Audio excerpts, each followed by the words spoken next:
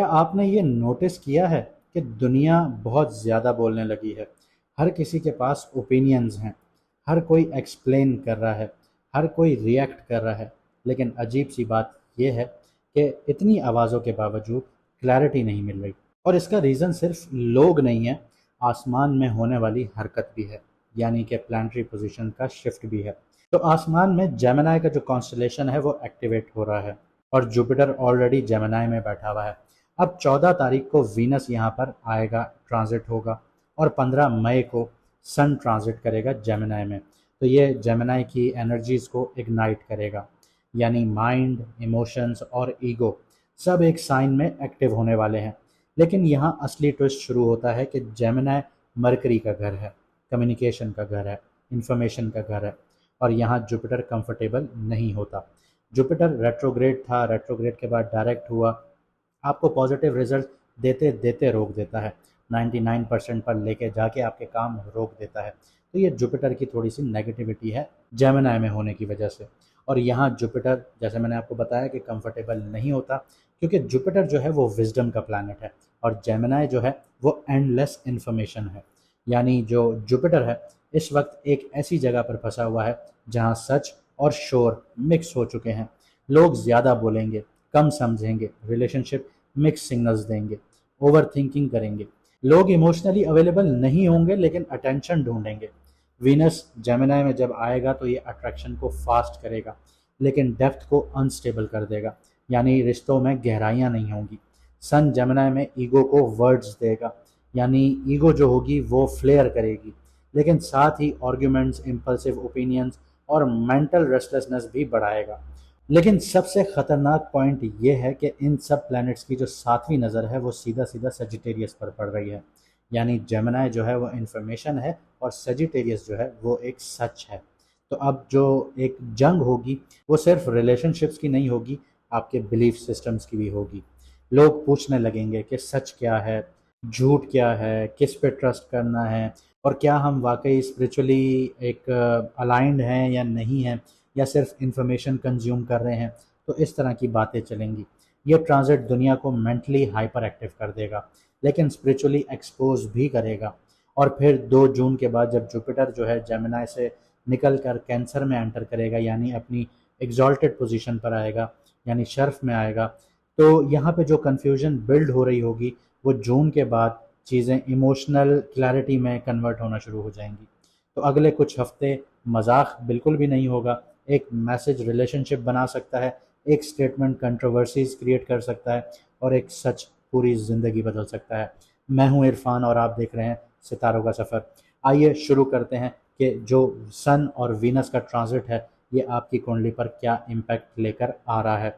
इसके साथ साथ ये बताता चलूँ कि जिन लोगों ने अपना मून साइन जानना है वो कमेंट सेक्शन में अपनी ओरिजिनल डेट ऑफ बर्थ लिख दें, आपको आपका मून साइन बता दिया जाएगा। और जो लोग डायरेक्शन हासिल नहीं कर पा रहे, जिनको समझ में नहीं आ रहा ज़िंदगी किस तरफ लेके जानी है, घर के मसले हो रहे हैं, घर के इश्यूज ख़त्म नहीं हो रहे, पैसा एक हाथ से आ रहा है दूसरे हाथ से जा रहा है, एक्सपेंसेस बढ़ चुके हैं, आपके दोस्त यार आपको डिच कर रहे हैं, बहन भाइयों से आपको वफा नहीं मिल रही, तो आप लोगों की स्क्रीन पर व्हाट्सएप का नंबर आ रहा होगा, मैसेज करके अपना अपॉइंटमेंट बुक करवा लीजिए, ताकि आपकी ज़िंदगी के जो इश्यूज़ हैं आपको एक क्लियर पाथ की तरह सामने नज़र आना शुरू हो और आप उनका हल ढूंढ के आगे बढ़ सकें। आइए जानते हैं कि आपकी कुंडली का इम्पैक्ट क्या है सन और वीनस के ट्रांजिट पर। तो अगर आपका मून साइन लियो है, यानी कि सिंह राशि है, यानी कि बुर्ज असद है, तो आपके लिए ये ट्रांजिट बहुत सोशल, एम्बिशियस और डेस्टिनी शिफ्टिंग वाला होगा, क्योंकि जेमिनी आपका 11th हाउस है, ये एक्टिव हो रहा है, साथ ही साथ आपका 10th हाउस भी एक्टिव हो रहा है जहाँ पे सन है।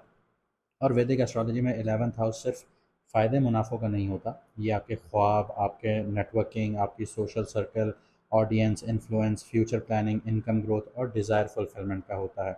अब यहाँ ऑलरेडी जुपिटर तो बैठा हुआ है लेकिन वीनस जब यहाँ पे आएगा तो इस घर को एक्टिवेट करेगा, यानी आपकी विजिबिलिटी, कनेक्शंस और एम्बिशंस को यहाँ पे एम्पलीफाई करेगा। आप सडनली ज़्यादा सोशल हो सकते हैं, इन्फ्लुएंशियल लोगों से कनेक्ट कर सकते हैं, ऑनलाइन ग्रोथ देख सकते हैं इस टाइम पीरियड में, या फ्यूचर के लिए नए प्लान्स बनाना स्टार्ट कर सकते हैं इस टाइम पीरियड में। लेकिन यहाँ पे एक बात है कि जुपिटर जैसे नेगेटिव बैठा हुआ है, अपने दुश्मन के घर में बैठा हुआ है, तो नेटवर्क बहुत होंगे आप लोगों के, लेकिन जेन्युइन गाइडेंस कम होगी। लोग आपको अप्रिशिएट भी करेंगे और सीक्रेटली आपको यूज़ भी करेंगे, क्योंकि जेमिनी एनर्जी जो है वो क्वांटिटी बढ़ाती है, क्वालिटी नहीं। और सबसे इंपॉर्टेंट बात यह है कि इन सब प्लैनेट्स की जो सातवीं नज़र है वो आपके फिफ्थ हाउस पर पड़ती है, यानी आपकी लव लाइफ, क्रिएटिविटी, बच्चे, patience, emotional expressions directly activate हो जाते हैं।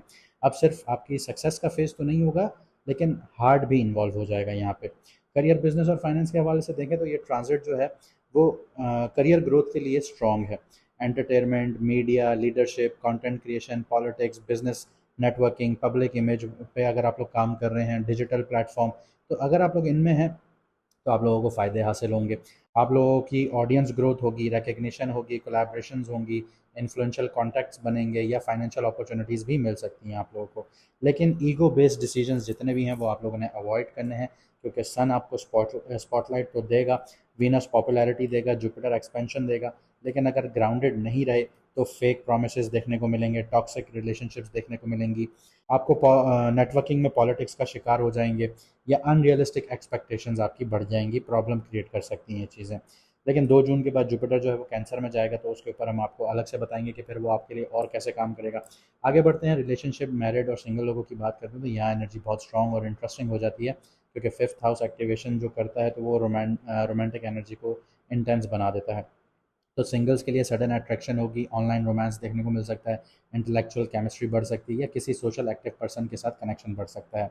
और ऑनेस्टली अगर मैं बात करूं तो लियो वाले जो हैं, आप लोग जो हैं, वो इस वक्त थोड़े नेचुरली मैग्नेटिक लगना शुरू हो गए होंगे, लेकिन इशू ये है कि आपको एडमायरेशन और जेन्युइन लव में डिफरेंस समझना होगा इस चीज़ को लेके, क्योंकि इस ट्रांजिट में बहुत लोग आपकी एनर्जी से अट्रैक्ट होंगे, ज़रूरी नहीं है कि सबका इंटेंशन प्योर हो।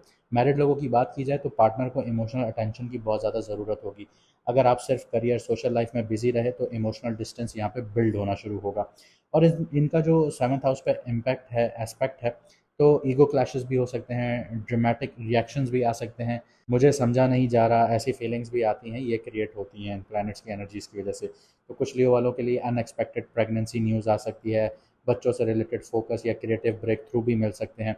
हेल्थ की बात की जाए तो 11th और 5th हाउस की जो एक्टिवेशन है, ये यहाँ पे आपको जो आपके एनर्जी लेवल्स हैं उनको अप्स एंड डाउन कर रही है। इरेगुलर स्लीप देखने को मिल सकती है, हार्ट स्ट्रेस आपको हो सकता है इमोशनल ओवरलोड होने की वजह से, सोशल एग्जॉशन हो सकती है, बर्नआउट हो सकता है ओवर कमिटमेंट की वजह से, डाइजेशन इश्यूज आपको आ सकते हैं स्ट्रेस की वजह से, और सोशल फटीक फील हो सकता है, आपको लगेगा आप अनस्टॉपेबल हैं, लेकिन बॉडी साइलेंटली आप लोगों की रेस्ट डिमांड करेगी। तो याद रखिएगा कि इस बार जेमिनी की एनर्जी सिर्फ कम्युनिकेशन नहीं लेकर आएगी, ये कन्फ्यूजन और क्लैरिटी के बीच में एक जंग लेकर आएगी।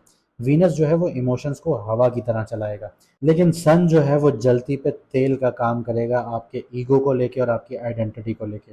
और जुपिटर जो है वो एक दुश्मन के साइन में है, तो यहाँ पे बैठ कर ये आप सबको यही सिखाएगा कि हर इंफॉर्मेशन विजडम नहीं होती। अगले कुछ हफ्तों में आप लोग देखेंगे कि कुछ रिलेशनशिप्स बनेंगे, कुछ इल्यूजन्स आप लोगों के टूटेंगे, कुछ लोग वापस आएंगे आपकी ज़िंदगी में, और कुछ लोग ऐसे खुल के आपके सामने आएंगे जो आपसे इग्नोर नहीं किया जाएगा। लेकिन याद रखिएगा कि जब जुपिटर यहाँ से ट्रांजिट करेगा तब इमोशनल क्लैरिटी आप लोगों को धीरे धीरे अंधेरों से निकाल के दोबारा लाइट की तरफ लेकर आना शुरू होगी। अब खुदा की कुदरत जो है, यानी यूनिवर्स जो है, वो माइंड को चैलेंज करेगी, ताकि बाद में दिल से असल सच समझ सकें आप लोग। तो जो भी हो रहा है उसे कोइंसिडेंस नहीं समझना आप लोगों ने। कुछ कन्वर्जेशंस कार्मिक होती हैं, कुछ एंडिंग्स जो हैं वो स्पिरिचुअल होती हैं, और कुछ लोग सिर्फ इसलिए मिलते हैं ताकि आप खुद को पहचान सकें। मुझे दीजिए यहाँ से इजाज़त, मिलते हैं अगली वीडियो में सितारों के सफ़र पर।